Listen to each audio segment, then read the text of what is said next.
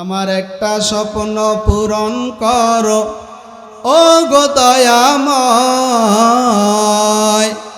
তোমার পথে চলতে গিয়ে মরণ যেন হয় আমার। একটা স্বপ্ন পূরণ করো ও গো দয়াময়। তোমার পথে চলতে গিয়ে মরণ যেন হয় আমার। তোমার কথা বলতে গিয়ে না পাই যেন ভয়। আমি অটল যেন থাকতে পারি আল কুরআনের সাথে। ধৈর্য নিয়ে ডাকতে পারি দিল কায়েমের পথে। আমায় ধৈর্য দিও, সাহস দিও ও গো দয়াময়। আমায় ধৈর্য দিও, সাহস দিও ও গো দয়াময়। তোমার পথে চলতে গিয়ে মরণ যেন হয় আমার। তোমার গান গাইতে গিয়ে না পাই যেন ভয়। আমার একটা স্বপ্ন পূরণ করো ও গো দয়াময়। তোমার পথে চলতে গিয়ে মরণ যেন হয় আমার। তোমার কথা বলতে গিয়ে না পাই যেন ভয়। পয়গম্বর মুসা আলাইহিস সালাতু ওয়াস সালাম আল্লাহর কাছে কথা বলতে যায়। যাওয়ার পথে এক নুলা ব্যক্তি, দুই হাত নাই, দুই পাও নাই, দুই হাতও নাই, দুই পাও নাই। এই লুলা ব্যক্তি মনে মনে চিন্তা করতেছে, আমার আল্লাহ আমাকে কোনো কাজের জন্য বানাইছে না এমনি বানাইছে। এরে মুমিন, যদি কোনো মানুষ দুই হাত নাই, দুই পাও নাই, সে চলতে পারে না, কিছু হাত দিয়ে ধরতে পারে না, কারণ তার হাত নাই। হাত পা যদি না থাকে তার চলাফেরা কষ্ট না সহজ? একটু আওয়াজ দিয়ে বলেন, কষ্ট না সহজ? এরে নবীর উম্মতের দল, এই লুলা ব্যক্তি পয়গম্বরকে কয়, হে পয়গম্বর, আপনি তো আল্লাহর কাছে যাইতেছেন, একটু জিজ্ঞাসা করবেন আমার আল্লাহ আমাকে যে বানাইছে, দুই হাতও নাই, দুই পাও নাই, কোনো কাজের জন্য বানাইছে না এমনি এমনি বানাইছে, এটা একটু আমার আল্লাহকে জিজ্ঞাসা করবেন। পয়গম্বর মুসা নবী আল্লাহকে কয়, আয় আল্লাহ, আসার পথে এক নুলা ব্যক্তি জিজ্ঞাসা করেছে, তার দুই হাত নাই, দুই পা নাই, তাকে কি আপনি এমনি এমনি বানাইছেন না কোনো কাজের জন্য বানাইছেন? এই কথা জিজ্ঞাসা করার পর আল্লাহ প্রশ্নের উত্তর দিয়ে দিল, পয়গম্বর তুমি যা বলবা, তাকে বানাইছি জাহান্নামের ছিদ্র বন্ধ করার জন্য। আল্লাহু আকবার। আরো উচ্চ আওয়াজ দিয়ে বলেন আল্লাহু আকবার।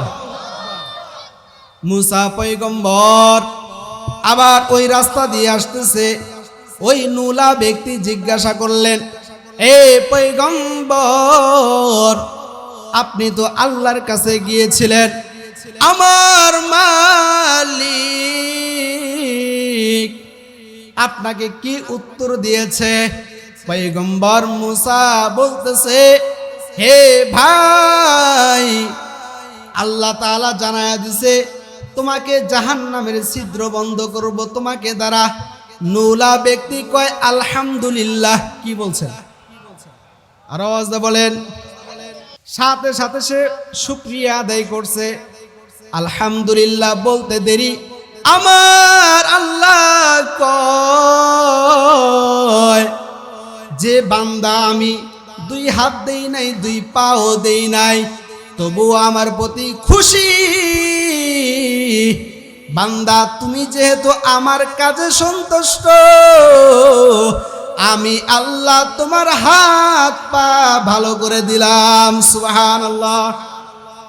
সাথে সাথে দুই হাত দুই পা আল্লাহ তাআলা ভালো করে দিয়েছেন। আমার আল্লাহ পারে কিনা বলেন, পারে কিনা? শুকরিয়া জানাই আল্লাহ, শুকরিয়া জানাই তোমায়, অসহায় বান্দা মোরা বেঁচে আছি তোমার দয়ায়। শুকরিয়া জানাই আল্লাহ, শুকরিয়া জানাই তোমায়, অসহায় বান্দা মোরা বেঁচে আছি তোমার দয়ায়। কার দয়ায় বেঁচে আছি? সবাই আওয়াজ বলেন, কার দয়ায় বেঁচে আছি? এরে নবীর উম্মতের দল, আমার আল্লাহ তাআলা বলেন, দুনিয়ার মানুষ তোমরা যদি শুকরিয়া আদায় করো, এই তো আজকের এই দুর্মূট যেই মাদ্রাসার মাহফিল, এই মাদ্রাসা হওয়াতে আপনাদের খারাপ হয়েছে না ভালো হয়েছে? সবাই আওয়াজে বলেন, ভালো হয়েছে। কেমন? এই মাদ্রাসা যদি থাকে তাহলে আপনার মৃত্যুতে, আপনার বাবার মৃত্যুতে, আপনার ভাই আরো আত্মীয় স্বজন যারা আছে তাদের মৃত্যুতে যদি সংবাদ পায় যে মৃত্যুবরণ করেছে দুর্মুট এলাকায়, সর্বপ্রথম এই দুর্মুট মাদ্রাসায় থেকে দেখবেন কুরআন তেলাওয়াত হবে, জানাজায় উপস্থিত হবে। ঠিক কিনা বলেন, ঠিক কিনা? এখান থেকেই লক্ষ লক্ষ হাজার হাজার হাফেজে কুরআন বের হবে, আর এই হাফেজে কুরআনরা সারা বাংলাদেশে সফর করবে। ঠিক কিনা বলেন? তাহলে আমরা এই যে একটা মাদ্রাসা, এই মাদ্রাসা এখানে ভালোর জন্য হয়েছে, সব দিক থেকে দুনিয়া আখিরাত দুই দিক থেকে আমাদের কাজে আসবে। কিন্তু এখানে আমাদের সহযোগিতা দরকার আছে না নাই? হ্যাঁ, সর্বাধিক থেকে এখানে সহযোগিতা করতে হবে। আর আজকে আমরা এই কুরআনের মাহফিলে কুরআন হাদিসের কথা শুনতে এসেছি, আমরা সবাই তো খুশি। হ্যাঁ, খুশির আওয়াজ আসতে হয় না জোরে হয়? বলেন, খুশির আওয়াজ আসতে হয় না জোরে হয়? লিল্লাহি তাকবীর। আল্লাহ রাব্বুল আলামিন আমাদেরকে হিসাব নেবেন। ইকতারাবা লিন-নাস হিসাবুহুম ওয়া হুম ফি গাফলাতিন মু'রিদুন। আল্লাহ রাব্বুল আলামিন তিনটা মাধ্যমে, তিনটা দলিল দিয়ে হিসাব নেবেন। কয়টা দলিল দিয়ে? সবাই আওয়াজ দিয়ে বলেন, কয়টা দলিল দিয়ে হিসাব নেবেন? তিনটা দলিল নিয়ে হিসাব নেবেন। এক নাম্বার, আমার আল্লাহ কয়, মা লিহাযাল কিতাবি লা ইউগাদিরু সগীরাতাও ওয়ালা কাবীরাতান ইল্লা আহসাহা। মা লিহাযাল কিতাবি লা ইউগাদিরু সগীরাতাও ওয়ালা কাবীরাতান ইল্লা আহসাহা। এরে নবীর আশিক, আমার আল্লাহ তাআলা জানায়া দেয় তিনটা দলিল দিয়ে আমি আল্লাহ হিসাব নিব। এক নাম্বার দলিল, বান্দা আমাদের দুই কাঁধে যে কিরমান কাদিবিন যে ফেরেশতাগুলো আছে, একজন নেক আমলগুলো লিখতে থাকে, অন্যজন বদ আমল লিখতে থাকে। আল্লাহর বান্দারা ভালো কাজ করুক সেটাও লেখা হয়, মন্দ কাজ করুক সেটাও লেখা হয়। এরে নবীর উম্মতের দল, আমার আল্লাহ তাআলা বলেন, মা লিহাযাল কিতাবি লা ইউগাদিরু সগীরাতাও ওয়ালা কাবীরাতান ইল্লা আহসাহা। বান্দা, এই যে ছোট বড় যে অন্যায় যে গুনাহগুলো আমাদের হয় সব কিছু আমার আল্লাহ লিখে রাখবেন। আর এই বান্দাকে আমার আল্লাহ বলবে, এরে দুনিয়ার মানুষ, তুমি ছোট বড় যে অন্যায় করেছো, যে ভুল করেছো, দেখো দেখো এমন একটা কিতাব দিবে, যেই কিতাবের ভিতরে সব কিছু লেখা থাকবে। আল্লাহু আকবার। বান্দা কিতাব দেখবে আর বলবে, আয় আল্লাহ, আমি এই ছোট গুনাহ করেছি এটা লিখে রাখছেন, বড় গুনাহ করেছি এটা লিখে রাখছেন, যারা দুনিয়ায় লেখাপড়া করে নাই, মাদ্রাসায় পড়ে নাই, স্কুলে পড়ে নাই, তারা আল্লাহকে প্রশ্ন করবে, আয় আল্লাহ, আমরা তো পড়ালেখা করি নাই, তাহলে এই বইটা কিভাবে দেখব, কিভাবে পড়তে পারবো? আমার আল্লাহ বলবে, এরে দুনিয়ার মানুষ, আমি আল্লাহ যেই কিতাব তোমাকে দিয়েছি এটা পড়ার জন্য দুনিয়ায় লেখাপড়ার দরকার নাই, এটা পড়ার জন্য আমি আল্লাহ এখন তোমাকে যোগ্যতা দান করে দেব। সুবহানাল্লাহ। বান্দা কিতাবটা পড়বে আর দেখবে, আফসোস করবে যে আল্লাহ আমি যা যা করেছি সব কিছু এটার ভিতরে আছে। এরপরে আল্লাহর কাছে দলিল চাইবে, আয় আল্লাহ, আপনার কাছে এটা ছাড়া কোনো দলিল আছে না নাই? মানে আমি যে লিখে রাখছি, আমি যে গুনার কাজ করেছি এটা লিখে রাখছেন, এটা ছাড়াও কোনো দলিল আছে না নাই? দেখবেন মামলা হয়, কোর্ট হয়, যত কিছু হয়, প্রাথমিক যে ফোন রেকর্ডের দলিল নাই, ফটোকপির দলিল নাই, ভিডিওর দলিল নাই, একটার পর একটা দলিল নিতে থাকে, ঠিক কিনা? এটা দুনিয়ার মানুষের নীতিমালা। আমার আল্লাহ কয়, দুনিয়ার মানুষ, তোমরা যেই অন্যায় করেছো, যেই গুনার কাজ করেছো, যেই জুলুম করেছো, এই শুধু কিতাবে নাই, আমি আল্লাহ আরো তোমার হাত পা চক্ষু দলিল হিসাবে রাখবো। আল্লাহু আকবার। আমার আল্লাহ তাআলা দুনিয়ার মানুষদেরকে জানায়া দেয়। দ্বিতীয় নাম্বার বলে, প্রথম নাম্বার দলিল কিতাব দিবে, দ্বিতীয় নাম্বার দলিল আমার আল্লাহ কয়, দুনিয়ার মানুষ, আল-ইয়াউমা নাখতিমু আলা আফওয়াহিহিম ওয়া তুকাল্লিমুনা আইদিহিম ওয়া তাশহাদু আরজুলুহুম বিমা কানু ইয়াকসিবুন।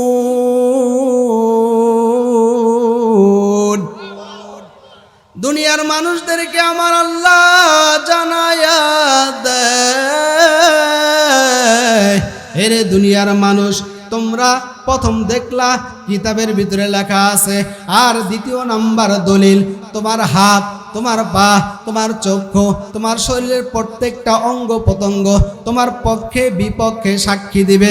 আমার আল্লাহ হাত বানাইছে, এই হাত দিয়ে যদি ভালো কাজ করি এই হাত আমার পক্ষে সাক্ষী দিবে।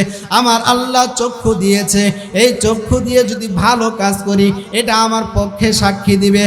আর আমার শরীরের অঙ্গ প্রত্যঙ্গ দিয়ে যদি ভালো কাজ না করি, মন্দ কাজ করি, এটা আমার বিপক্ষে সাক্ষী দিবে। দ্বিতীয় নাম্বার দলিল আমার আল্লাহ কয়, হে দুনিয়ার মানুষ, যা যা আমি আল্লাহ দান করেছি এগুলো আমি আল্লাহ তোমার কাছে আমানত দিয়েছি, খেয়ানত করিও না। আল্লাহু আকবার বলেন। দুই নাম্বার। তৃতীয় নাম্বার, আল্লাহ তাআলা মিজানের পাল্লা, বান্দার নেক আমল মিজানের পাল্লায় ওজন দেওয়া হবে। আর এই মিজানের পাল্লায় বান্দার যে ওজন দেওয়া হবে, এই মিজানের পাল্লা, পয়গম্বর মিজানের পাল্লাটা দেখার জন্য আল্লাহর কাছে সুপারিশ করলেন যে আল্লাহ, আমি মিজানের পাল্লাটা দেখতে চাই। তো মিজানের পাল্লা যখন পয়গম্বরকে দেখানো হয়, মিজানের পাল্লা দেখে জমিনে বেহুশ হয়ে পড়ে যায়। বেহুশ হয়ে পড়ার পরে জিজ্ঞাসা করে যে মিজানের পাল্লা আপনাকে দেখাইলাম, এই মিজানের পাল্লা দেখে আপনি পড়ে গেলেন কেন? কয়, মিজানের পাল্লা এত বড় যে এটা দেখে যে আমার আমল বা আমার উম্মতের আমল, এত বড় মিজানের পাল্লা যে 7 আসমান 7 জমিন তার থেকে মিজানের পাল্লা বড়। সুবহানাল্লাহ। আরো বলেন সুবহানাল্লাহ। মিজানের পাল্লা বড় দেখে পয়গম্বর জমিনে পড়ে গেলেন। আমার আল্লাহ তাআলা জানায়া দেয়, এরে পয়গম্বর, এই মিজানের পাল্লা দেখে আপনি পড়ে গেলেন কেন? পয়গম্বর বলতেছে, এত বড় মিজানের পাল্লা, এই পাল্লাতে নেক আমল দিলে আর অন্য জায়গায় বদ আমল দিলে, এত বড় পাল্লা নেক আমল আমরা আর কতটুকু করেছি?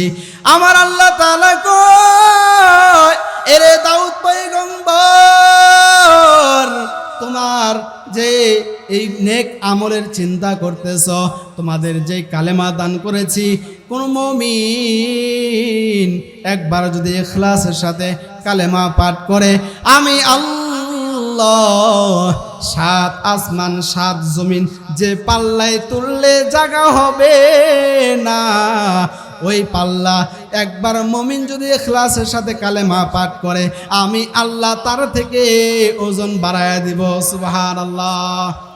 আরো আওয়াজে বলেন সুবহানাল্লাহ। এই মিজানের পাল্লা হিসাব নিকাশ নেওয়ার পর আল্লাহ তাআলা জাহান্নাম বানাইছেন, জান্নাত বানাইছেন। এই জাহান্নাম আল্লাহ তাআলা 7টা জাহান্নাম বানাইছেন, হাউয়া, লাজ্জা, হুতামা, এরকম ভাবে 7টা জাহান্নাম আল্লাহ তাআলা বানাইছে। 7টা জাহান্নাম বানানোর পর, এই 7টা জাহান্নাম বানানোর পর জিব্রাইল আলাইহিস সালাতু ওয়াস সালামকে 7টা জাহান্নামকে ভ্রমণ করাইছেন, দেখাইছেন যে জাহান্নামগুলো দেখো কেমন। এই জাহান্নাম দেখার পর জিব্রাইল আলাইহিস সালাতু ওয়াস সালাম জমিনে আসলেন। জমিনে আসার পর আমার পয়গম্বর মুহাম্মদুর রাসূলুল্লাহ সাল্লাল্লাহু আলাইহি ওয়াসাল্লামের কাছে উপস্থিত হইলেন। উপস্থিত হওয়ার পর বলতেছে, পয়গম্বর আমি তো জাহান্নাম দেখে আসলাম, জিব্রাইলের মনটা একটু খারাপ। আমার নবী কয়, হে জিব্রাইল ভাই তোমার মনটা খারাপ কেন? আল্লাহর পয়গম্বরকে বলতেছে, পয়গম্বর আমার আল্লাহ তাআলা জাহান্নাম বানাইছে, 3000 বছর পুরে জাহান্নাম বানাইছে। প্রথম 1000 জাহান্নাম পুরাইছে। 1000 জাহান্নাম পুরানোর পর জাহান্নামের রং হয়েছে সাদা। দ্বিতীয় 1000 জাহান্নাম পুরাইছে। দ্বিতীয় 1000 জাহান্নাম পুরানোর পর জাহান্নামের রং হয়েছে লাল। তৃতীয় 1000 জাহান্নাম যখন পুরাইছে, এই জাহান্নাম পুরানোর পর জাহান্নামের রং হয়েছে কালো। আল্লাহর পয়গম্বর রাহমাতুল লিল আলামিনকে জিবরাইল আমিন বলতেছে, পয়গম্বর যেই জাহান্নাম আল্লাহ পুরাইছে, যে কালো, কেমন কালো, যে হাতের আঙ্গুল পাশাপাশি যেই রকম, কোনো মানুষ যদি একজন মানুষ আর একজন মানুষের পাশাপাশি দাঁড়ায়, এমন কালো, অন্ধকারের কারণে একজন আর একজনকে দেখতে পারবে না। আল্লাহু আকবার। এমন কালো যে একজন আর একজনকে দেখতে পারবে না। আর এই বর্ণনাগুলো যখন আমার নবীকে শোনায়, নবী পেরেশানিতে পড়ে গেলেন, চিন্তায় পড়ে গেলেন। আম্মা জান হযরতে আয়েশাকে বললেন, দরজাগুলো লাগায় দাও। জিবরাইল আমিন এই বর্ণনাগুলো শোনায়া চলে গেলেন। চলে যাওয়ার পরে আমার নবী মুহাম্মদুর রাসূলুল্লাহ সাল্লাল্লাহু আলাইহি ওয়াসাল্লাম মসজিদের নববীতে যান না। 1 দিন 2 দিন 3 দিন পর্যন্ত যান না। এই জাহান্নামের পেরেশানি পড়ে গেছে, চিন্তায় পড়ে গেছে। আমাদের তো চিন্তা নাই, চিন্তা আছে? বলেন, আমাদের চিন্তা আছে? আমাদের কোনো পেরেশানি নাই। যেই নবী যার কোনো গুনাহ নাই, এমন নবীও টেনশনে পড়ে গেলেন জাহান্নামের ভয়াবহ বর্ণনাগুলো শুনে। আর আমার নবী টেনশন করতেছে, এদিক দিয়ে মসজিদের নবী যান না। হযরত ওমর, হযরত আবু বকর, হযরত ওসমান, হযরত আলী একে অপরের সাথে পরামর্শ করতেছে যে নবী কেন আসতেছে না, চলো দেখি নবীর কাছে যাই, চলো নবীর কাছে যাই। এই পরামর্শ করার পরে একজন আমার নবীর কাছে গেলেন। নবীর কাছে যাওয়ার পর আমার নবীকে ডাকতেছেন, বাহির থেকে ডাক দেন, কিন্তু নবী দরজা খুলে না। নবী দরজা খুলে না। হযরতে ওমর যায়, তবুও দরজা খোলে না। হযরতে আবু বকর যায়, দরজা খোলে না। হযরতে ওসমান যায়, দরজা খুলে না। হযরতে আলী যায়, তবুও আমার নবী দরজা খুলে না। এইভাবে 4 জন পর্যন্ত যায়, দরজা খুলে না। 4 জন পরামর্শ করে জানায়া দেয়, হে ভাই চলো চলো সালমান ফার্সিকে পাঠায় দেয়। আল্লাহু আকবার বলেন, জোরে বলেন আল্লাহু আকবার। হযরতে সালমান ফার্সিকে আমার নবী কেমন মহব্বত করেছে। হযরতে সালমান ফার্সি নবীজি দুনিয়ায় আসার আগে 150, কেউ কেউ বলে 200 বৎসর আগে তার দুনিয়ায় আসছেন। মানে 150 বৎসর অথবা 200 বৎসর আমার নবীজিকে মহব্বত করে সালমান ফার্সি তার বাবার সম্পদ ছিল, রাজপ্রাসাদ ছিল, সব কিছু ছেড়ে আসছে নবীজির মহব্বতে। সুবহানাল্লাহ। আর আওয়াজ বলেন সুবহানাল্লাহ।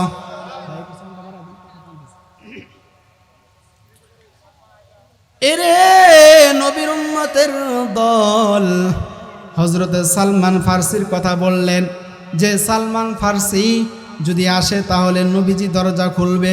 আর সালমান ফার্সি যখন দরজার সামনে গিয়ে বলতেছে পয়গম্বর, এই কথা বলতে না বলতে আমার নবী সাথে সাথে দরজা খুলে দিছে। সুবহানাল্লাহ। তো এই সালমান ফার্সিকে আমরা একটু শুনতে চাই তো। নবীজি দুনিয়ায় আসার আগে তার 150 বছর, তো নবীজি মক্কায় আগমন করবেন এই কথা শুনে হযরতে সালমান ফার্সি, তার বাবা ছিল মূর্তি পূজারী, তো যে মূর্তি পূজারী সে কি ইসলাম পছন্দ করবে? সবাই আওয়াজ দিয়ে বলেন, সে কি ইসলাম পছন্দ করবে? না, সে কিন্তু ইসলাম পছন্দ করবে না। যে মূর্তি পূজারী, যে কাফের, যে নাস্তিক, বেঈমান, সে কখনো ইসলাম, মাদ্রাসা, মসজিদ, কুরআন, আল্লাহর নবীকে সহ্য করতে পারবে না। ঠিক কিনা? সবাই আওয়াজ দিয়ে বলেন ঠিক কিনা? আর যারা মুসলিম, যারা মুসলমান, তাদের কাছে মাদ্রাসা বলেন, মসজিদ বলেন, ইসলাম বলেন, কুরআন বলেন, সব কিছু ভালো লাগবে। ঠিক না? আজকে আপনাদের কাছে ভালো লাগছে বিধায় তো আপনারা এখানে আসছেন। ভালো না লাগলে আসতে পারতেন না। তো হযরতে সালমান ফার্সি মক্কায় চলে আসছে, তার বাবার রাজপ্রাসাদ ছেড়ে, তার বাবার ধর্মকে ছেড়ে চলে আসছে, তার বাড়ি গাড়ি সব কিছু ছেড়ে দিছে। তো মক্কার জমিনে এসে 12 জন মালিকের গোলামি করছে। কয়জন মালিকের? আর আওয়াজ বলেন কয়জন মালিকের? 12 জন মালিকের গোলামি করছে। এরে নবীর উম্মতের দল হযরতে সালমান ফার্সি 12 জন মালিকের গোলামি করার পর দেখে নবীজিকে খুঁজে পায় না। 12 জন মালিক, 12 নাম্বার মালিক আবার বাজারে উঠাইছে। বাজারে উঠানোর পর 13 নাম্বার মালিক ওই সালমান ফার্সিকে কেনার জন্য আসছে। কেনার জন্য আসার পর 13 নাম্বার মালিক 12 নাম্বার মালিক রে বলতেছে, আমি ইয়াসরিব থেকে আসছি। ইয়াসরিব মানে মদিনা, মদিনা থেকে মক্কায় আসছে সালমান ফার্সিকে কেনার জন্য। আল্লাহু আকবার বলেন। যেই সালমান ফার্সি এত পাগল, আমার নবীজির জন্য, রহমাতুল লিল আলামিনের জন্য পাগল, কিন্তু নবীজিকে পান নাই। না পাওয়ার কথা শুনে সে জানতে পেরেছে নবীজি মক্কা থেকে হিজরত করে মদিনায় চলে গেছে। সুবহানাল্লাহ। হযরতে সালমান ফার্সিকে 13 নাম্বার মালিক যখন বলেছে যে আমি মদিনায় থেকে আসছি, ইয়াসরিব থেকে আসছি, সালমান ফার্সি কয় যে হে মালিক, আমাকে কেনার জন্য যদি আপনার টাকা বেশি লাগে তাহলে আমাকে কিনে নেবেন। পায়ে ধরছে, পা ধরে বলতেছে যে আমাকে যদি কিনতে টাকা বেশিও লাগে তবু আপনি কিনে নেবেন। আল্লাহু আকবার বলেন। কেন কেন ভাই, আমাকে যদি আপনি ক্রয় করে নেন, 3 জন শ্রমিক যে কাজ করবে আমি সালমান তার থেকে বেশি কাজ করে দিব। সুবহানাল্লাহ। আরো আওয়াজ দিয়ে বলেন সুবহানাল্লাহ। এরে নবীর আশিক হযরত সালমান ফার্সি এই কথা বলার পর তাকে 13 নম্বর মালিক কিনে নিলেন। কিনে নেওয়ার পর মদিনার ভিতরে কাজ বুঝাইয়া দিলেন। কাজ এক এক করে খেজুরের বাগান পরিষ্কার করানোর জন্য কাজ বুঝাইয়া দিলেন। খেজুরের বাগান পরিষ্কার করে। অনেক দিন পরিষ্কার করার পর আর শুধু তাকায় থাকে যে আমার নবী কখন মদিনায় আসবে, আমার নবী কোন রাস্তায় দিয়ে আসবে, এক এক করে খোঁজ নিতে থাকে। হঠাৎ একদিন খবর পায় যে আমার নবীজি এই মদিনার পথে রওনা দিয়েছে। কুবা নামক জায়গায় নবীজি আগমন করেছে, সাথে আছে আবু বকর। ওই যে 13 নম্বর মালিক, তার আরেক গোলাম বলতেছে, ও মালিক, যে আব্দুল্লাহর ছেলে মুহাম্মদ আখিরি জামানার নবী মদিনায় আগমন করেছে। এই কথা শোনার পর সালমান ফারসি কয় যে মালিক আমাকে একটু অনুমতি দেন, আমি আমার নবীর পাগল, আমি আমার নবীকে দেখতে যাব, আমি আমার নবীর আশিক, আমাকে একটু অনুমতি দেন। মালিক এই কথা শোনার পর সালমান ফারসির গালে একটা থাপ্পড় দেয়। হযরত সালমান ফারসি চোখের পানি ফালায়া কয়, ঠিক আছে মালিক, অনুমতি না দিলেন আমিও আমার কাজ শেষ হলে রাত্র যখন গভীর হবে তারপরে আমার নবীর কাছে যাব। আল্লাহু আকবার বলেন, আরো আওয়াজ দিয়ে বলেন আল্লাহু আকবার। এরে নবীর আশিক। এই কথা বলার পর হযরত সালমান ফারসি কিছুদিন কাজ করলেন। কাজ করার পর ওই নবীজি যে জায়গায় আসছে সেই জায়গায় যায় দেখে নবীজির ঘরের দরজার সামনে হযরতে আবু বকরকে দারোয়ান হিসেবে রাখছে। আল্লাহু আকবার। আর আওয়াজ বলেন আল্লাহু আকবার। এরে নবীর উম্মতের দল, হযরতে সালমান ফারসি দেখেন আবু বকরকে ঘরের দরজায় দারোয়ান হিসেবে রাখেছেন। জিজ্ঞাসা করলেন, হে ভাই, এই ঘরের ভিতরে আমার নবীজি আছে কিনা? কয় হ্যাঁ হ্যাঁ নবীজি আছে, কিন্তু ঘরের ভিতরে যাওয়া নিষেধ। ঘরের ভিতরে রাত্রবেলা ঘরের ভিতরে যাওয়া নিষেধ। এদিক দিয়ে আবু বকর আর হযরত সালমান ফারসি কথা বলতেছে, আর ভিতর থেকে আমার নবীজি মুহাম্মদুর রাসূলুল্লাহ কথাগুলো শুনতেছেন। আশিক মাশুকের জ্বালা উঠে গেছে। নবী বলতেছে, আবু বকর তুমি সালমানকে ভিতরে পাঠিয়ে দাও। আল্লাহু আকবার। তুমি সালমানকে ভিতরে পাঠিয়ে দাও। আর এই কথা বলার পর হযরত সালমানকে ভিতরে পাঠিয়ে দিলেন। ভিতরে পাঠানোর পর আখিরি নবী মুহাম্মদুর রাসূলুল্লাহ সত্য হওয়ার জন্য তার 3টা গুণ থাকতে হবে। 1 নাম্বার গুণ, নবীর নাম থাকতে হবে মুহাম্মদ। নবীর নাম কি থাকতে হবে? সবাই আওয়াজে বলেন, সবাই উচ্চ আওয়াজে বলেন। সামনের লোক বলবেন না, পিছনের যুবক ভাইয়েরা বলেন, নবীর নাম কি থাকতে হবে? সবাই একসাথে বলেন, নবীর নাম কি থাকতে হবে? মুহাম্মদ। 2 নাম্বার, নবীজি কারো দান সদকা খায় না। কি খায় না? সদকা খায় না। 3 নাম্বার, নবীজির ঘাড়ে নবুয়তের সিল থাকবে। আল্লাহু আকবার বলেন। এই 3টা দলিল ওই সালমান ফারসিকে ইহুদি এক পণ্ডিত বলেছিল যে যদি নবীর আগমন যদি করে সততা হওয়ার জন্য এই 3টা গুণ তার থাকতে হবে। তো নবীজিকে জিজ্ঞাসা করলো, আপনার নাম কি? চেহারা দেখেই তো বুঝতেছে যে এটা আমার নবী ছাড়া আর কেউ না। কারণ নবীজির চেহারা এত সুন্দর, নাস্তিক, বেঈমান, কাফের, মুশরিকরা আমার নবীজিকে যদি দেখতেন, রাস্তা দিয়ে যাইতেছেন, নবীজিকে দেখলে তারা সাথে সাথে কালেমা গ্রহণ করতে নিতেন। সুবহানাল্লাহ বলেন। নবীজি যে রাস্তায় যাইতেন, যদি রৌদ্র থাকতো, গাছ নবীজির দিকে হেলান দিয়ে গাছ ছায়া দিতেন নবীজিকে। সুবহানাল্লাহ বলেন। তাই এটা দেখার পরে হযরত সালমান ফারসি তবুও জিজ্ঞাসা করতেছে, আপনার নাম কি? আমার নাম মুহাম্মদ। পরে সালমান ফারসির গিলাবের চাদরের এক সাইডে কিছু খেজুর ছিল, সেই খেজুরগুলো নবীজিকে বলতেছে যে কিছু সদকা দানের কিছু খেজুর আসছে। তো দেওয়ার পরে আমার নবীজি আবু বকরকে বলতেছে, আবু বকর, এই যে কিছু খেজুর আসছে, তুমি পরের দিন সকালবেলা গরিব অসহায় মানুষদেরকে দিয়ে দিও। সুবহানাল্লাহ বলবেন না?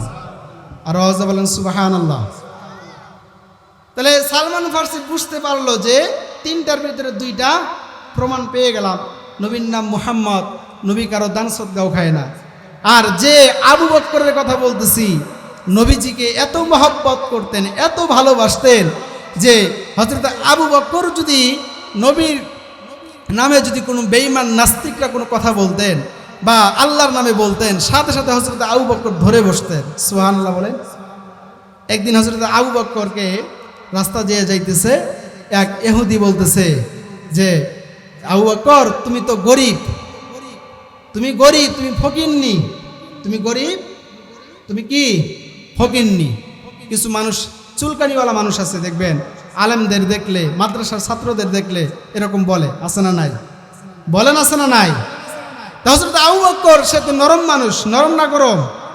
নরম মানুষ। হযরত আবু বকরকে বললেন যে তুমি ফকিন্নি, তুমি ফকিন্নি, গরিব। এই কথা বলার পরে এরপরে আবার নবীকে নিয়ে বলতেছে যে তুমি ফকিন্নি, তোমার নবী ফকিন্নি। নাউজুবিল্লাহ বলেন। এই কথা বলেই শেষ না, এরপরে বলতেছে তুমি ফকিন্নি, তোমার নবী ফকিন্নি, তোমার আল্লাহ ফকিন্নি। নাউজুবিল্লাহ বলেন। তো এই কথা বলার পর আবু বকর বলতেছে যে তুমি যেই কথা বলছো আমাকে নিয়ে বলছো আমি সহ্য করেছি, আমার নবীকে নিয়ে বলেছো তবু আমি সহ্য করেছি, কিন্তু তুমি যখন আমার আল্লাহকে নিয়ে বলতেছো আমি সহ্য করতে পারি না। আমি আবু বকর নরম ঠিক আছে, কিন্তু যখন দেখব যে তুমি আমাকে নিয়ে কথা বলতেছো মাফ করে দিব, আমার নবীকে নিয়ে কথা বলতেছো মাফ করে দিব, যখন দেখবো আমার আল্লাহকে নিয়ে কথা বলবা, কুরআনকে নিয়ে কথা বলবা, ইসলামকে নিয়ে কথা বলবা, আমি আবু বকর নরম থেকে গরম হতে পারি। আল্লাহু আকবার বলেন। তা হযরত আবু বকর এটা বলে ওই ইহুদির গালে ঠাস করে একটা থাপ্পড় মেরে দিছে। আল্লাহু আকবার বলেন। আবু বকর ওই ইহুদির গালে ঠাস করে একটা থাপ্পড় মারার পর ইহুদি জমিনে পড়ে গেছে। জমিনে পড়ার পর ইহুদি চিন্তা করতেছে যে আমাকে যে উচ্চ আওয়াজ দিয়ে মার দিয়েছে আর লড়াচড়া করার সুযোগ নাই। হযরত আবু বকর থাপ্পড় দেওয়ার পর চলে গেলেন, আর এদিক দিয়ে ওই ইহুদি আরো তার সাথে কিছু ইহুদি মিলে আমার নবীজির কাছে বিচার নিয়ে গেছে। পয়গম্বর, আপনার সাহাবী আমার গালে অন্যায়ভাবে থাপ্পড় মেরেছে। অন্যায়ভাবে মারছে? বলেন অন্যায়ভাবে মারছে? না, অন্যায়ভাবে মারে নাই। তো সে মিথ্যা সাক্ষী দিতেছে। তার সাথে আরো যারা ছিল তারা বলতেছে, নবীজি জিজ্ঞাসা করলো যে তোমাকে যে থাপ্পড় মেরেছে, কে থাপ্পড় মেরেছে? ওমর। কারণ ওমর তো গরম। ওমর কি গরম? যে হযরতে আবু বকর নরম সাহাবী, হযরতে ওমর গরম সাহাবী, আর হযরতে ওসমান ধনী সাহাবী, হযরতে আলী এলেমের দিক থেকে বেশি। এরকম চারজন চার দিক থেকে এক নাম্বার, চারজন চার দিক থেকে এক নাম্বার। হযরতে আবু বকরের নামে যখন বিচার দিলে আমার নবীজি বলতেছে এটা কি আসলে আবু বকর থাপ্পড় মেরেছে? হ্যাঁ, আবু বকর মেরেছে।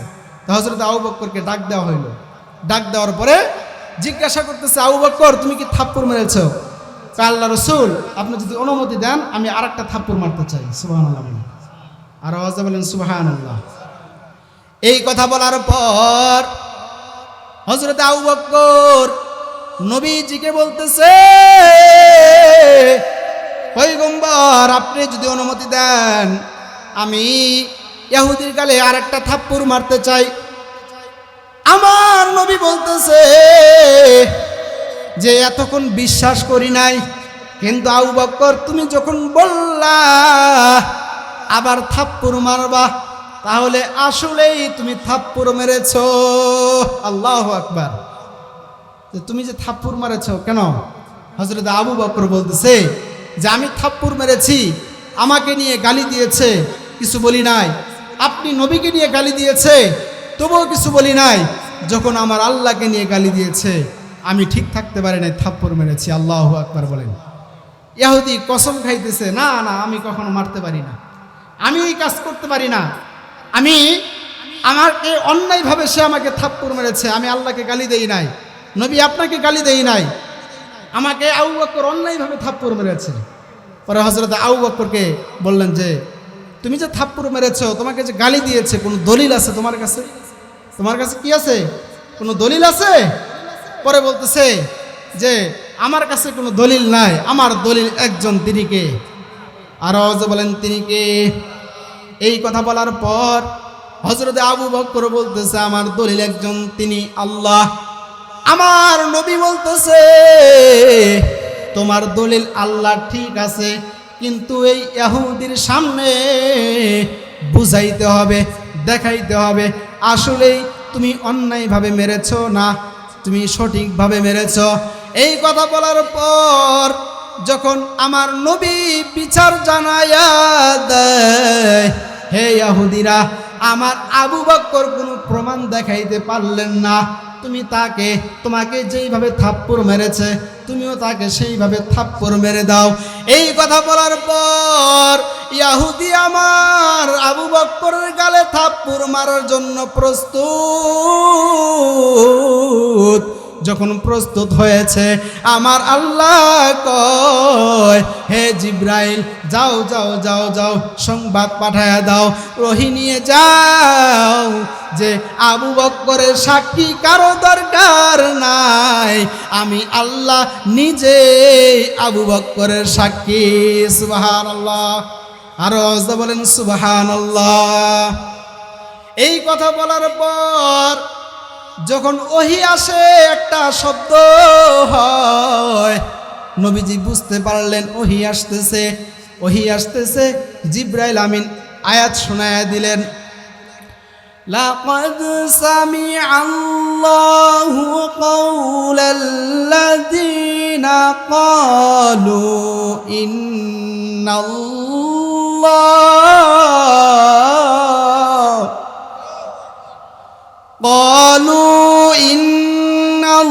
ইন্নাল্লাহা ফাকীরুন ওয়া নাহনু আগনিয়া।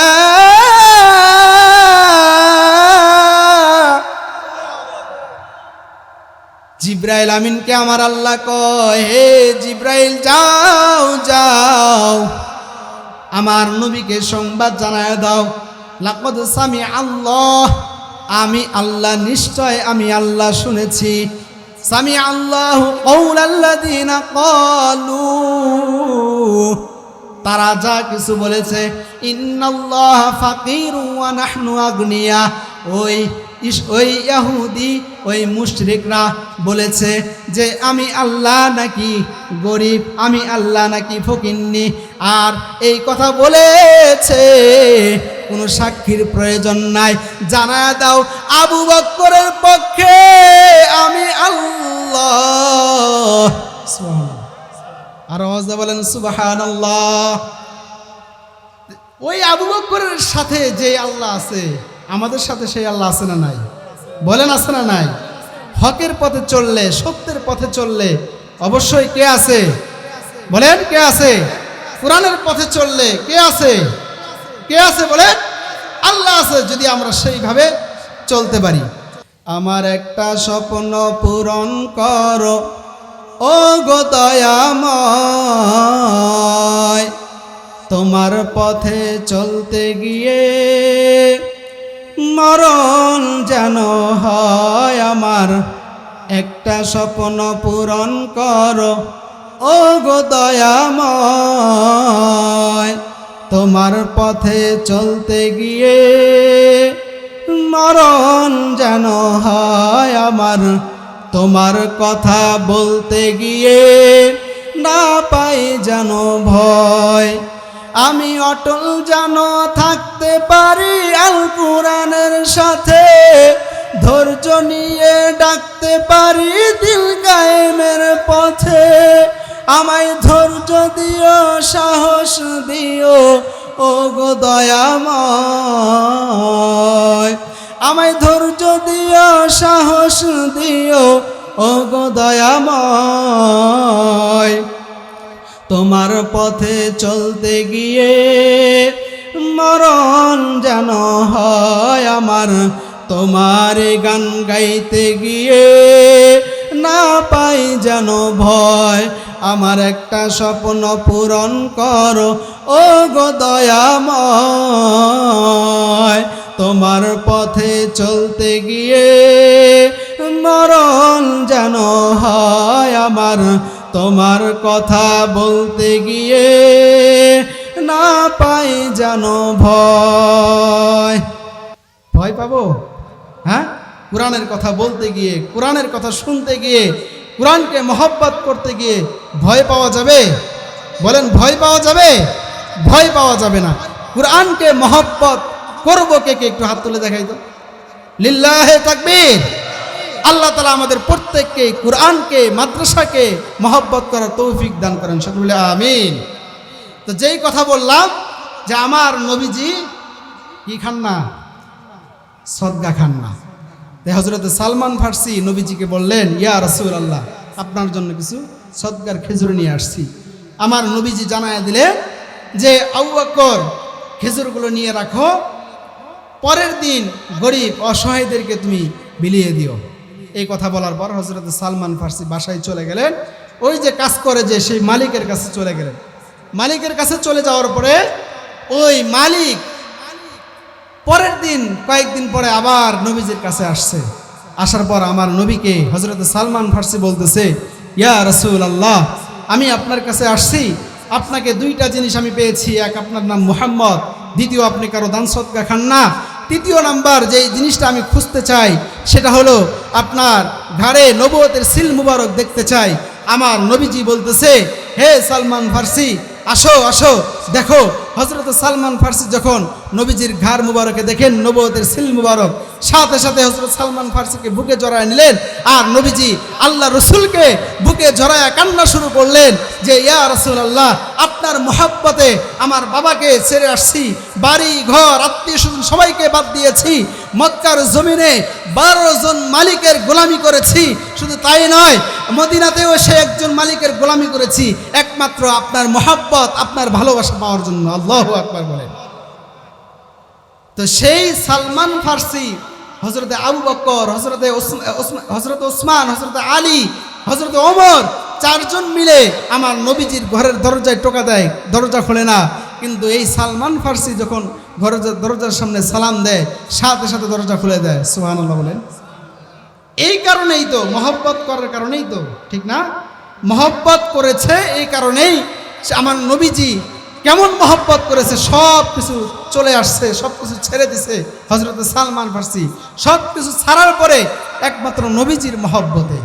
আর আমরা, আমাদের ভিতরে কোনো পেরেশানি নাই। যে আয়াত তেলাওয়াত করেছি যে আমাদের যে হিসাবের দিনটা খুব কাছাকাছি, আমাদের কোনো টেনশন নাই। টেনশন আছে? কোনো ধরনের কোনো টেনশন নাই, কোনো ধরনের কোনো পেরেশানি নাই। তো আজকের যেই মাদ্রাসায় মাহফিল, এই মাদ্রাসা যদি জিন্দা থাকে, এই মাদ্রাসা যদি চালু থাকে এবং এটাকে ভালো রাখার জন্য আমাদের সন্তান, আমাদের ভাতিজা, আমাদের ভাই, আমাদের ছেলে মেয়ে এখানে দেওয়ার দরকার আছে না নাই? বলেন, আছে না নাই? এখানে যদি সন্তানকে আপনি পড়াইতে পারেন, যে মুফতি আব্দুল হামিদ ভাই মাশাআল্লাহ যোগ্য একজন আলেম, এবং ওনার সাথে আমার সাথে যতটুকু আমি সম্পর্ক আছে, কথাবার্তা বলি, খুব নমনীয় মানুষ, এবং ওনার মাদ্রাসার লেখাপড়ার মান খুব ভালো। আমি অনেক সময় দেখি ওনার বাচ্চাদের লেখাগুলো, তারপর ওনার মাদ্রাসার যে ক্লাস, এইগুলো সিস্টেমগুলো দেখি। তো আপনারা আপনাদের সন্তান যদি এখানে পড়ান, লস হবে না ইনশাল্লাহ। এখান থেকে যোগ্য হাফেজ, যোগ্য আলেম হিসেবে বের হবে। এই জন্য এখানে আপনার সন্তান, আপনার ভাই, আপনার ভাইয়ের ছেলে, ভাতিজা সকলকেই দেওয়ার চেষ্টা করবেন বলেন ইনশাআল্লাহ। আল্লাহ তাআলা আমাদেরকে প্রত্যেককেই সেই তৌফিক দান করেন, সকলে বলে আমিন। বয়ান চলবো তো? বলেন, চলবো তো? তাহলে আমরা, আমাদের মহান রব যে আমাদের বললেন যে তোমাদের কোনো পেরেশানি নাই, কি নাই? পেরেশানি নাই। এখন আমরা যদি পেরেশানি করতে চাই, যে আমাদের টেনশন যদি নিতে চাই, তাহলে আমাদের ইবাদত করতে হবে। কি করতে হবে? ইবাদত করতে হবে, বন্দেগী করতে হবে। আল্লাহর যত আমল আছে, শুধু নামাজ, রোজা, হজ, এগুলোই কিন্তু ইবাদত না। মুমিন বান্দা যেই কাজ করবে, আল্লাহ বান্দা যদি 1000 গুনাহ করে, 1000 অপরাধ করে, তাহলে আমার আল্লাহ ওই বান্দার সমস্ত গুনাহ আল্লাহ মাফ করে দেয়। সুবহানাল্লাহ বলেন। আর আওয়াজ বলেন সুবহানাল্লাহ। আমার আল্লাহ তাআলা দুনিয়ার মানুষদেরকে যে পেরেশানির কথা বললেন, যে হে দুনিয়ার মানুষ, তোমাদেরকে আমি পাঠাইছি হিসাবের দিন খুব কাছাকাছি, কিন্তু তোমাদের টেনশন নাই, তোমাদের কোনো পেরেশানি নাই। কেন? যদি পেরেশানি থাকতো তাহলে তোমরা ইবাদত করতা, যদি পেরেশানি থাকতো তোমরা গুনার কাজ করতো না। আমার আল্লাহ দুনিয়ার মানুষদেরকে জানায়া হেরে দুনিয়ার মানুষ, তোমরা কি মনে করতেছো তোমাদেরকে এমনি এমনি বানাইছি? না না, এমনি এমনি বানাই নাই। আমি আল্লাহ, বানানোর একটা উদ্দেশ্য আছে। এই তো আজকে এখানে মাহফিল হচ্ছে, এই তো লাইট লাগানো হয়েছে, মাউথ লাগানো হয়েছে, প্যান্ডেল করা হয়েছে। প্রত্যেকটা জিনিসের এক একটা উদ্দেশ্য আছে, আছে না নাই? লাইট লাগানো হয়েছে, লাইটের উদ্দেশ্য হলো লাইটটা আলো দিবে। বক্স লাগানো হয়েছে, তার উদ্দেশ্য হলো সাউন্ড দিবে। যে কোনো কাজ দুনিয়ার মানুষ করে তারও একটা উদ্দেশ্য থাকে। আমার আল্লাহ দুনিয়ার মানুষদেরকে জানায়া দেয়, এরে দুনিয়ার মানুষ, তোমাদেরকে আমি আল্লাহ এমনি এমনি বানাই নাই। তোমাদেরকে বানানোর পিছনে আমার উদ্দেশ্য আছে।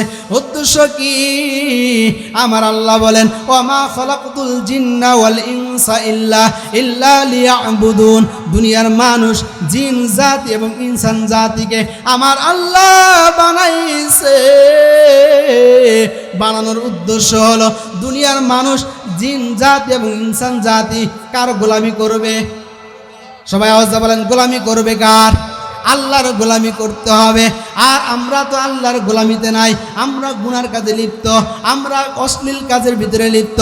দুনিয়ার মানুষ যদি জানতো, গুনার কাজ বলেন, অশ্লীল কাজ বলেন, আমরা মনে করি ঘরের ভিতরে একা একা টেলিভিশন দেখি, মোবাইল দেখি। এরে যুবক ভাই শুনে নাও, মনে করো যে রুমের ভিতরে হেডফোন লাগায় গান শুনো, মনে করো কেউ নাই, কিন্তু একজন আছে। তিনি কে? আরো আওয়াজে বলেন, তিনি কে? নাহনু আকরাবু ইলাইহি মিন হাবলিল ওয়ারিদ।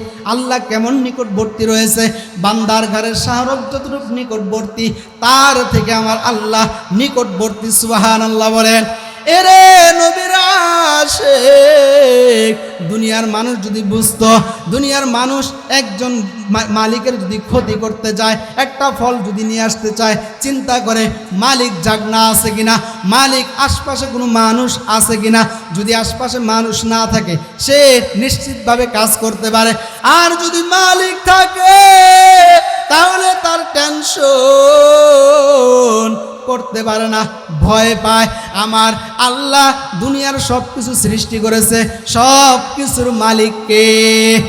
আমরাও যদি সব কাজ করতে গিয়ে যদি ভাবি, যদি মনে করি যে আমার আল্লাহ আমার সাথে আছে, আমার আল্লাহ আমাকে দেখতেছেন, আমার আল্লাহ আমার সব কিছু দেখতেছেন, তাহলে ওই বান্দার দ্বারা জুলুম হবে না, ওই বান্দার দ্বারা নামাজ ত্যাগ হবে না, ওই বান্দার দ্বারা অত্যাচার হবে না, ওই বান্দার দ্বারা কেউ জুলুমের শিকার হবে না।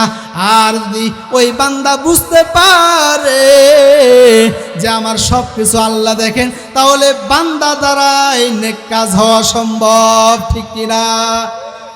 এরে নবীর আশিক, আমার আল্লাহ তাআলা জানায়া দেয়, এরে দুনিয়ার মানুষ, তোমাদেরকে আমি একটা ব্যবসার কাজ বলে দেই। কি বলে দেয়? ইয়া আইয়ুহাল্লাযীনা আমানু হাল আদুল্লুকুম আলা তিজারাতিন তুনজিকুম মিন আযাবিন আলিম। দুনিয়ার মানুষদেরকে ব্যবসার কথা আল্লাহ বলে দিলেন, তুমিনুনা বিল্লাহি ওয়া রাসূলি। আর এই ব্যবসার কথা জানানোর পর, তুমিনুনা বিল্লাহি ওয়া রাসূলি, আল্লাহ এবং আল্লাহর রাসূলের প্রতি ঈমান আনো। আল্লাহ এবং আল্লাহর রাসূলের প্রতি কি আনতে হবে? যেই রকম ঈমান হযরত বেলাল এনেছে, হযরত বেলালকে উমাইয়া বুকের ভিতরে পাথর দিয়ে রেখেছে। হযরত বেলাল শুধু আল্লাহর নাম জপে, আল্লাহর নাম জপে, বলে কুল হুয়াল্লাহু আহাদ। এইভাবে আল্লাহর নাম জপতে থাকে। আল্লাহর নাম জপতে জপতে উমাইয়া সহ্য করতে পারে না, হযরতে বেলাল শুধু নাম জপতেই থাকে। হযরতে আবু বকর রাস্তা দিয়ে যায়, বেলালকে বলতেছে, হে বেলাল, আমার মালিক তোমার মালিক এমন মালিক, যেই মালিকের নাম আস্তে নিলেও শুনে, জোরে নিলেও শুনে। তুমি যেহেতু আল্লাহর নাম বলো, আল্লাহর নাম বলতে গেলে উমাইয়া তোমার মালিক কষ্ট পায়, তোমার মালিক রাগান্বিত হয়। তুমি আর আল্লাহর নাম জোরে বলবা না, তুমি আর আল্লাহর নামটা জোরে বলবা না। আস্তে আস্তে বলবা, কারণ আমার আল্লাহ এমন একজন মালিক, বাজার থেকে বললেও সাড়া দেয়, ঘর থেকে বললেও সাড়া দেয়, যে কোনো জায়গা থেকে আল্লাহর নাম ডাকলে আল্লাহ সাড়া দেয়। মুমিন আমরা তো শুধু বিপদে পড়লে আল্লাহর নাম ডাকি, সুখে থাকলে আল্লাহর নাম ডাকি না, ঠিক কিনা? হযরত বেলাল এই কথা শোনার পর হযরত আবু বকরকে বলতেছে, হে আবু বকর ভাই, আপনি যেহেতু বলেছেন, ঠিক আছে, আমি আল্লাহর নামটা আস্তে আস্তে জপতে থাকবো। হযরত বেলাল আল্লাহর নামটা যখন আস্তে আস্তে জপতেছে, কিন্তু সে মজা পায় না, জোরে জোরে আল্লাহর নাম বলে। এদিক দিয়ে উমাইয়া হযরতে বেলালকে শাস্তি আরো বেশি করে দিতেছে। হযরতে আবু বকর আবার রাস্তা দিয়ে যাইতেছে, যাওয়ার পথে দেখে বেলাল আবার আল্লাহর নাম জোরে জোরে ডাকতেছে, আর উমাইয়া বুকের ভিতরে পাথর দিয়ে রেখেছে, শাস্তি দিতেছে গরম বালির উপরে। হযরতে আবু বকর বলতেছে, এরে বেলাল, তোমাকে তো বলেছিলাম আল্লাহর নামটা আস্তে আস্তে জপতে থাকবা, তাহলে উমাইয়া তোমাকে আর শাস্তি দিতে পারবে না। হযরতে বেলাল কয়, আবু বকর ভাই, আমি আল্লাহর নাম আস্তে জপলে মজা পাই না, আমি যদি জোরে জোরে আল্লাহর নাম নেই, উমাইয়া যত শাস্তি দেয় আমার শাস্তি লাগে না, উমাইয়ার শাস্তি আমার কাছে মজা লাগে। সুবহানাল্লাহ। তাদের ঈমানটা কেমন? ঈমানের পথে অবিচল থেকে আমার মরণ যেন হয়, ঈমানের পথে অবিচল থেকে আমার মরণ যেন হয়। তোমার কাছে মিনতি আমার, তোমার কাছে মিনতি আমার, মহামহিম দয়াময়, ঈমানের পথে অবিচল থেকে আমার মরণ যেন হয়, ঈমানের পথে অবিচল থেকে আমাদের মরণ যেন হয়। আল্লাহুম্মা আমিন বলেন। হযরতে বেলালের ঈমানটা কেমন? এরকম যারা ইতিপূর্বে ছিল প্রত্যেককেই ঈমানের জন্য, ইসলামের জন্য সব কিছু ত্যাগ করেছে, বাড়ি গাড়ি, মা বাবা ভাই বোন সকলকেই বাদ দিয়েছে, শুধু এই ঈমানের জন্য, ইসলামের জন্য। আল্লাহ তাআলা আমাদেরকে খাঁটি ঈমানওয়ালা মুসলমান হিসেবে কবুল করে নেন, সকলে বলি আমিন। আলহামদুলিল্লাহি রাব্বিল আলামিন। রব্বানা যালামনা আনফুসানা ওয়া ইল্লাম তাগফির লানা ওয়া তারহামনা লানাকুনান্না মিনাল খাসিরিন। রব্বানা লা তুযিগ কুলুবানা বা'দা ইয হাদাইতানা ওয়া হাব লানা মিন লাদুনকা রাহমাহ ইন্নাকা আনতাল ওয়াহ্হাব। রব্বিরহামহুমা কামা রব্বায়ানি সগীরা ওয়া কুর রব্বিরহামহুমা কামা রব্বায়ানি সগীরা। দয়ার মালিক আয় আল্লাহ, এই গভীর রাত পর্যন্ত তোমার কোরআন নিয়ে আলোচনা হয়েছে। আয় আল্লাহ, আমরা যারা হাত তুলন করেছি মাওলা, প্রত্যেকের জিন্দেগির গুনাহগুলো মাফ করে দাও মাওলাই কারীম। আয় আল্লাহ, আজকের এই আয়োজনকে তুমি কবুল করিয়া নাও রব্বুল আলামিন। আয় আল্লাহ, এই মাদ্রাসাকে তুমি কবুল করিয়া নাও মাওলাই কারীম। আয় আল্লাহ, আমরা যারা হাত তুলন করেছি মাওলা, অনেকের বাবা নাই, অনেকের মা নাই, দাদা দাদি নানা নানি আত্মীয় স্বজন প্রত্যেককেই তুমি মাফ করে দাও দয়ার মালিক আল্লাহ। যার মা নাই, যার বাবা নাই, আয় আল্লাহ মা ডাক বাবা ডাক বন্ধ হয়েছে, আজকের এই মাহফিলের উসিলা করে প্রত্যেককেই তুমি মাফ করে দাও রব্বুল আলামিন। যার মা বাবা দুনিয়ায় জীবিত আছে নেক হায়াত বাড়ায় দাও আয় আল্লাহ। যেই মা বাবা আত্মীয় স্বজন অসুস্থ আছে প্রত্যেককেই সুস্থ করিয়া দাও মাওলায়ে কারীম আল্লাহ। অনেকেই দোয়া চেয়েছে আয় আল্লাহ, মুহাব্বতের কিছু ভাই অসুস্থ আয় আল্লাহ, এই স্টেজ থেকেও কেউ কেউ দোয়া চেয়েছে মাওলা, আয় আল্লাহ প্রত্যেককেই তুমি সুস্থ করিয়া দাও রব্বুল আলামিন। আয় আল্লাহ তুমি তো হাকিম, তোমার মতো বড় ডাক্তার আর কেউ নাই। আয় আল্লাহ তুমি তো রোগ দিয়েছ, রোগ দেওয়ার মালিক তুমি, মাফ করার মালিকও তুমি। আয় আল্লাহ তুমি মেহেরবানি করে প্রত্যেককেই সুস্থ করিয়া দাও রব্বুল আলামিন। আয় আল্লাহ আমরা যারা সুস্থ আছি কঠিন কঠিন রোগ বালাই থেকে হেফাজত করো রব্বুল আলামিন। আয় আল্লাহ এই মাদ্রাসাকে তুমি কবুল করিয়া নাও আয় আল্লাহ, মাদ্রাসার প্রত্যেকটা ছাত্রকে কবুল করিয়া নাও আয় আল্লাহ, এলাকাবাসীকে তুমি কবুল করিয়া নাও আয় আল্লাহ, পর্দার আড়ালের মা বোনেরা আসে প্রত্যেককে তুমি কবুল করিয়া নাও আয় আল্লাহ, প্রত্যেককে তুমি হযরতে ফাতেমা হযরতে আয়েশার মতো কবুল করিয়া নাও রব্বুল আলামিন। আয় আল্লাহ বাংলাদেশকে তুমি শান্তির দেশ বানায়া দাও আয় আল্লাহ, তুমি ইসলামের কোরআনের দেশ বানায়া দাও আয় আল্লাহ, দ্বীনের জন্য ইসলামের জন্য যারা কাজ করে প্রত্যেককেই বিজয় লাভ করে দাও মাওলায়ে কারীম। আয় আল্লাহ, হায় আল্লাহ আমরা যারা হাত তুলন করেছি মাওলা প্রত্যেককেই মাফ করে দাও হায় আল্লাহ, প্রত্যেককেই হেদায়েতের মালা গলায় পরায় দাও রব্বুল আলামিন।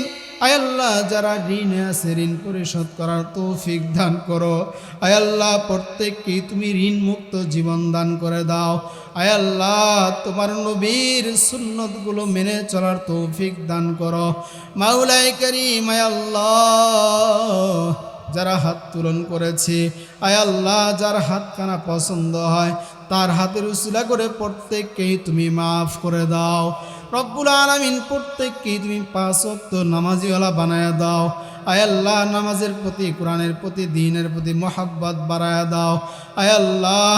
আয় আল্লাহ তুমি তো বলেছো কোনো মজলিসে যদি পাকা দাড়িওয়ালার হাত তুলন করে সেই হাত তুমি ফেরত দাও না আয় আল্লাহ, তুমি তাকে দেখো